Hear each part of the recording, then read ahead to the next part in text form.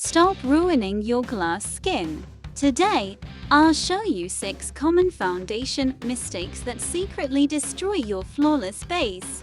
Stay tuned to fix your makeup instantly and get that perfect glowing skin every time. Mistake number 1: choosing the wrong undertone. Many people pick a foundation that looks okay in the bottle but doesn't match their skin undertone. This can make your base look dull or mismatched. Mistake number 2: not blending your foundation to your neck. A common error is stopping at the jawline. This leaves a line and looks unnatural. Mistake number 3: using too much powder.